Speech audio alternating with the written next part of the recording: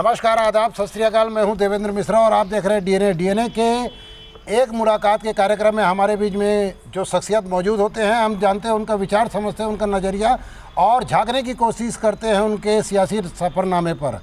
आज ऐसे ही एक प्रोग्राम में हमारे बीच में जो शख्सियत मौजूद है वो सियासत के उभरते हुए धूमकेतु है। जी हाँ, दो युवा नेतृत्व हमारे बीच में बैठे हैं जिन्हें अभी भारतीय जनता पार्टी के युवा मोर्चा के कार्यकारिणी में मुकम्मल स्थान दिया गया उनकी काबिलियत को देखते हुए। हम जानना चाहेंगे इन शख्सियतों से जो काफ़ी लंबे इंतजार के बाद आज इस पद पर आसीन हुए हैं, इस जिम्मेदारी को का निर्वहन कर रहे हैं। हमारे बीच में मौजूद हैं भारतीय जनता पार्टी युवा मोर्चा के प्रदेश कार्यकारिणी सदस्य जय हिंदुजा जी और साथ ही एक अहम जिम्मेदारी निभाने के लिए आतुर और ऊर्जा से ओतप्रोत शख्सियत विजय मोटवानी जिला अध्यक्ष के तौर पर हमारे बीच में मौजूद है। हम बातचीत का सिलसिला उनसे शुरू करते हैं और मैं बातचीत के लिए आमंत्रित करता हूं। हमारे बीच में हमारी सहयोगी है प्राची सोनी। प्राची सोनी जी, आपका पहला सवाल क्या है? विजय मोटवानी जी, आपको इतने कम उम्र में युवा जिला अध्यक्ष बनाया गया है, तो इसका श्रेय आप किसको देना चाहेंगे? देखिए, सर्वप्रथम तो मैं डीएनए की पूरी टीम को हृदय से धन्यवाद अर्पित करूंगा, साधुवाद दूंगा, जिन्होंने हमारा इतना अच्छा सम्मान किया, और संगठन के सभी पदाधिकारियों का हृदय से धन्यवाद आभार भी व्यक्त करूंगा, खासकर हमारे डॉक्टर रमन सिंह जी, सम्माननीय पूर्व मंत्री अजय चंद्राकर जी, प्रभारी नीलू शर्मा जी, जिला अध्यक्ष आदरणीय ठाकुर शशि पवार जी, हमारी लोकप्रिय विधायिका रंजना साहू जी, रामू रोहरा जी, राजेंद्र महाराज जी और सभी पदाधिकारियों का मैं हृदय से धन्यवाद आभार व्यक्त करूंगा। और जो आपने कहा कि इतनी कम उम्र में हमने देखा है कि एक भारतीय जनता युवा मोर्चा, एक भारतीय जनता पार्टी एक ऐसी पार्टी है जहां पे आप देखोगे कि एक चाय बेचने वाला प्रधानमंत्री बन सकता है। तो ये भारतीय जनता पार्टी में हो सकता है कि कहीं का भी व्यक्ति किसी भी परिस्थिति में भारतीय जनता पार्टी का कहीं भी कोई भी व्यक्ति बन सकता है। एक सबसे बड़े आप विजय मोटवानी जी आसमान छूने के लिए बेताब है और दूसरी ओर आपके ही साथ में भारतीय जनता पार्टी में नियुक्ति हुई है प्रदेश कार्यकारिणी के तौर पर जय हिंदुजा जी। जय हिंदुजा जी, आपके राजनीतिक पृष्ठभूमि इतनी गहरी है कि कोई बरगद भी कहीं छोटा ना जा रहा है। हम और आज के दर्शक, डीएनए के दर्शक जानना चाहेंगे कि आपकी राजनीतिक पृष्ठभूमि, आपकी पारिवारिक पृष्ठभूमि क्या रही है? सर्वप्रथम मैं डीएनए चैनल को और डीएनए के सभी दर्शकों का धन्यवाद और आभार करना चाहता हूं, जो मुझे आज बुलाकर एक जनता के बीच आने का आपने अवसर प्रदान किया है। और वर्तमान की राजनीति में हम हैं, हमारी ये तीसरी पीढ़ी है। हमारे दादा स्वर्गीय ताराचंद हिंदुजा जी जनसंघ के संस्थापक सदस्य रहे और नगर पालिका अध्यक्ष तक के पद को उन्होंने सुशोभित किया। मेरे बड़े दादा स्वर्गीय भावन दास हिंदुजा मीसाबंदी रहे। उसके बाद मेरे चाचा श्री लक्ष्मण हिंदुजा जी पार्टी के कोषाध्यक्ष रहे। मेरे पिताजी स्वर्गीय खेमचंद हिंदुजा, वो खुद युवा मोर्चा मंडल अध्यक्ष रहे। आज ये आपको जिम्मेदारी मिली है, इसे आप क्या मानते हैं? चुनौती मानते हैं, एक अवसर मानते हैं? क्योंकि प्रदेश एक बहुत बड़ा फील्ड होता है, तो आप इसको किस नज़रिए से ले रहे हैं? क्योंकि धमतरी के एक छोटी सी जगह के व्यक्ति को प्रदेश में स्थान दिया गया है। देखिए, ये अवसर भी है और चुनौती भी है। अवसर इसलिए है कि पार्टी ने इतनी कम उम्र में हमें कुछ करने का एक अवसर दिया है, और चुनौती इसलिए है कि जन विरोधी सरकार को जड़ से उखाड़ फेंकना है, जो जनता को परेशान कर चुकी है। पूरी जनता उनसे त्रस्त है, तो ये हमारे लिए चुनौती भी है, विपरीत परिस्थितियों में काम करने की। विजय मोटवानी जी, भूपेश सरकार के 2 साल बेमिसाल। युवा मोर्चा को माना जाता है कि किसी भी पार्टी का एक सेनापति होता है और उनके कंधों पर किसी भी पार्टी के हार और जीत जो है वो सुनिश्चित होती है। तो आप इस 1-2 साल बेमिसाल को किस नज़रिए से लेते हैं और आने वाले दिनों में आप क्या ऐसे कार्यक्रम रखेंगे जिससे भूपेश सरकार का जो असलियत है या काम करने के तरीके या कार्यप्रणाली हो वो जनता के बीच में आ सके? क्योंकि आरोप प्रत्यारोप का दौर तो चलते रहता है। देखिए, I will tell you the difference between Congress and BJP.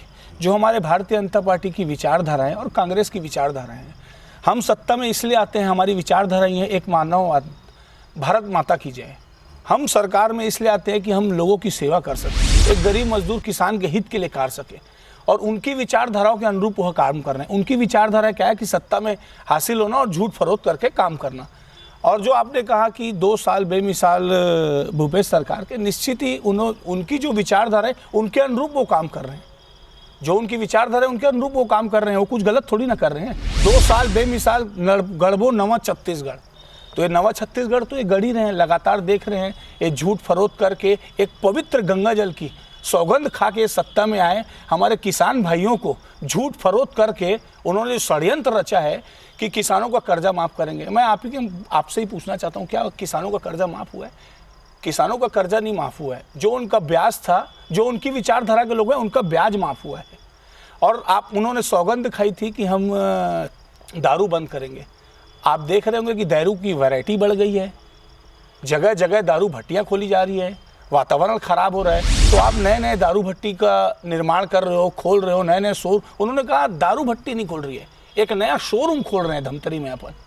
तो आप देख रहे हैं लगातार ये विफल हैं। इसको लेकर आने वाले दिनों में क्या आप लोगों की युवा मोर्चा के क्या कार्यक्रम तय होंगे? देखिए, युवा मोर्चा मतलब भारतीय युवा मतलब एक रीढ़ की हड्डी होती है। भारतीय जनता पार्टी की रीढ़ की हड्डी एक युवा मोर्चा है। और आज हम हमारे बड़ों के आशीर्वाद से, जो इनके घोषणा पत्र हैं, जो इन्होंने अपने घोषणा पत्र में 36 बिंदुएं लिखी है, वह एक भी बिंदु इनकी पूरा नहीं हुई है। हम युवा मोर्चा के सभी साथी, हम सब मिल के एक नया आंदोलन छेड़ेंगे और इनके इतना परेशान कर देंगे इनको कि ये जनता के बीच में आके काम करें। इस राह में कठिनाइयाँ भी बहुत आएगी, क्योंकि प्रचंड बहुमत है और भारतीय जनता पार्टी कहीं न कहीं एक हताशा के माहौल में है। तो उन कठिनाइयों को आप कैसे दूर करेंगे?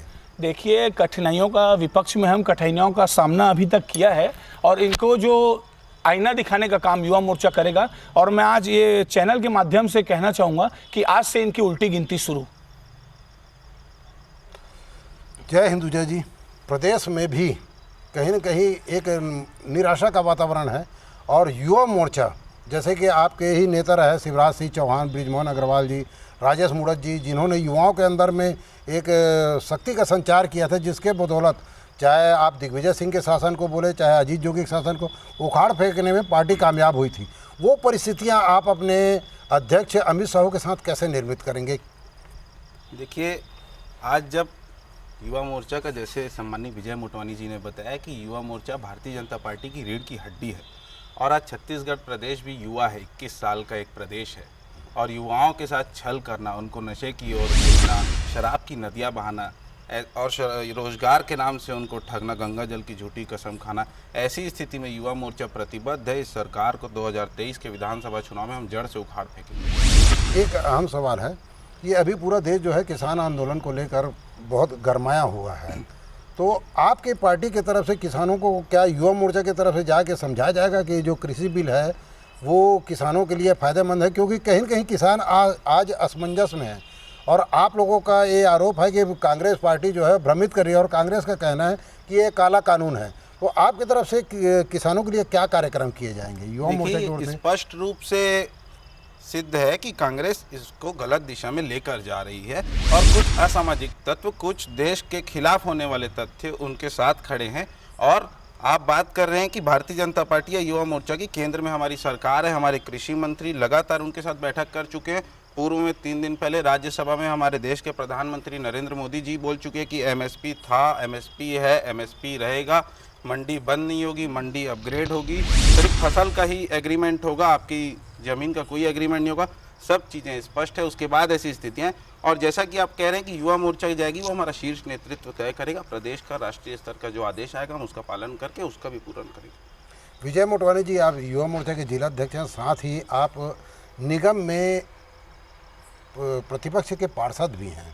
निगम में भी बहुत सारी खामियां नज़र आ रही है, तो आपके पास अब दोहरी जिम्मेदारी है, एक पार्षद के तौर पर भी और एक युवा मोर्चा के जिला अध्यक्ष के तौर पर भी। तो आने वाले दिनों में निगम को लेकर आप किस टाइप का आंदोलन करेंगे? देखिए, आप लगातार 1 महीने से देख रहे होंगे कि लगातार हम जनता को सच्चाई दिखाने का काम कर रहे हैं। और आज मैं आपको बताना चाहूँगा, हमारी मुख्य मांग जो है नगर निगम की, कि सामान्य सभा की बैठक करानी चाहिए। और आप लगातार देखेंगे कि जिला पंचायत में इन्हीं के विचारधारा के लोग बैठे हुए हैं। आज 6 से 7 बार उन्होंने सामान्य सभा की बैठक करवाई है। हमारी महिला पार्षदों ने भी जाके उनका सम्मान किया कि आप भी आपकी विचारधारा के लोग नगर निगम में बैठे हैं, इनको आप कुंभकर्ण की जो नींद सो रहे हैं उसमें जगाने का काम किया जाए इनके ऊपर। और नगर निगम में इन्होंने कहा था कि 1 साल बेमिसाल, कुछ दिन पहले इन्होंने फ़ोटो खिंचवाए थे और पेपर में दिया था 1 साल बेमिसाल। मैं इनसे पूछना चाहता हूं कि 1 साल बेमिसाल, क्या 1 साल बेमिसाल है आप लोगों का? जो भी 54-55 कार्य अभी नगर निगम में आप देखेंगे, वार्ड वार्ड में कार्य चल रहे हैं, जो वो हमारे कार्यकाल के पारित किए हुए कार्य चल रहे हैं। इनके पास एक भी फंड अभी तक नहीं आया है राज्य सरकार के द्वारा।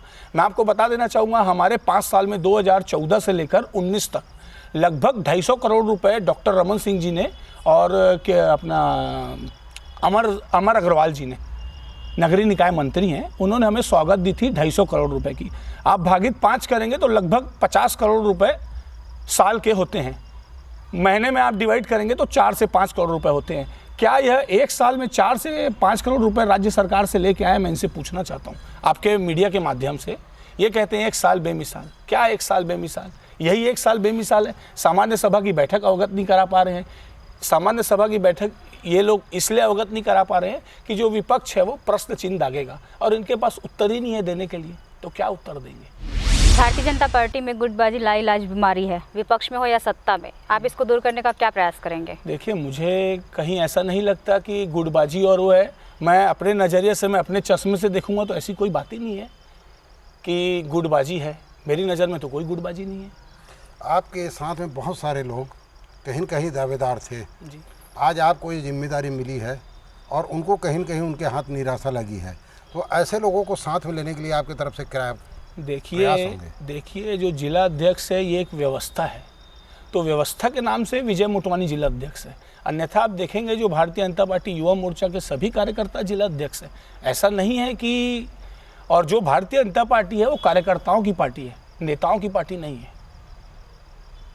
आपको लेकर एक सवाल भी उठ रहे हैं कि बहुत कम समय में बहुत ज़्यादा ऊंचाई हासिल कर लिए हैं, तो ऐसे समय में आप अपनी उपयोगिता कैसे सिद्ध करेंगे? देखिए, मैं अपना आइडल किसी को अगर मानता हूं तो सम्मान्य आदरणीय यशस्वी प्रधानमंत्री हमारे नरेंद्र मोदी जी को मानता हूं। और जो हमने अभी प्रशिक्षण लगा था, हमें प्रशिक्षण में सिखाया गया कि जो हमारे संस्थापक थे भारत जनसंघ के और भारतीय जनता पार्टी के, पंडित दीनदयाल उपाध्याय जी, जो उनकी सोच थी कि एक अंतिम व्यक्ति तक हम कार्य करें।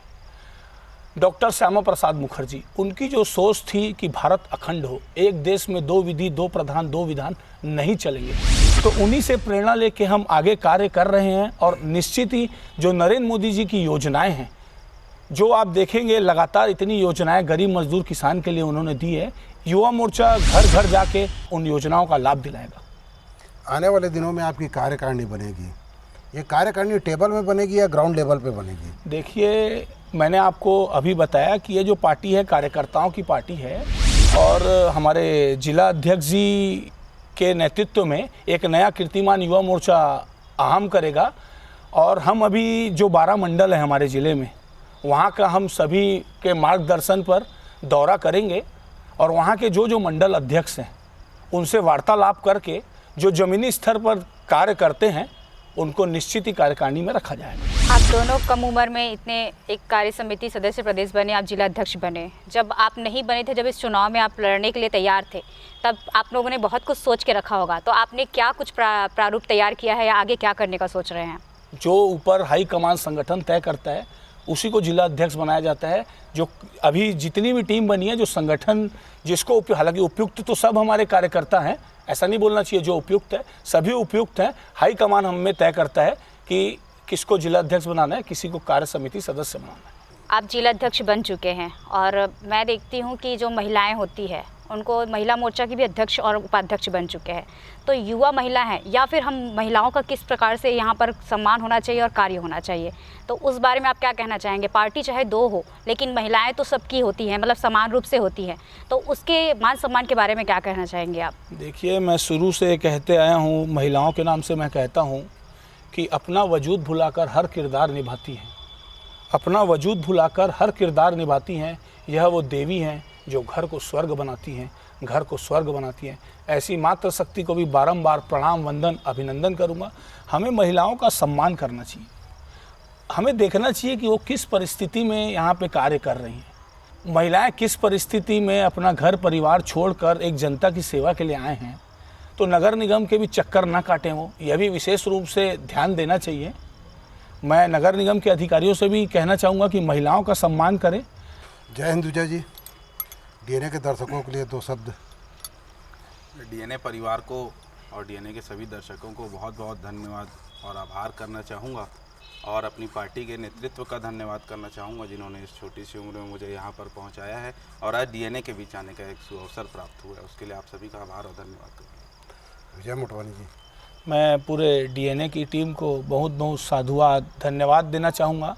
लगातार एक जो कहना चाहिए सत्य दिखाने का काम अगर कोई करता है तो वह डीएनए न्यूज़ करता है। मैं यहाँ मीडिया में जनता को बताना भी चाहूँगा कि सबसे लोकप्रिय अगर कोई न्यूज़ चैनल आज है तो वह डीएनए है।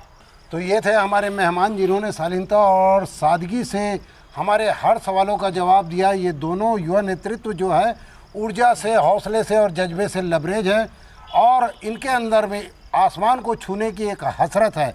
हमारी शुभकामनाएं इन दोनों मेहमानों के साथ में है। हम आपसे मिलते रहेंगे एक मुलाकात के प्रोग्राम में किसी और शख्सियत के साथ। मुझे और प्राची को दीजिए इजाज़त। जय हिंद, जय छत्तीसगढ़, जय धमतरी।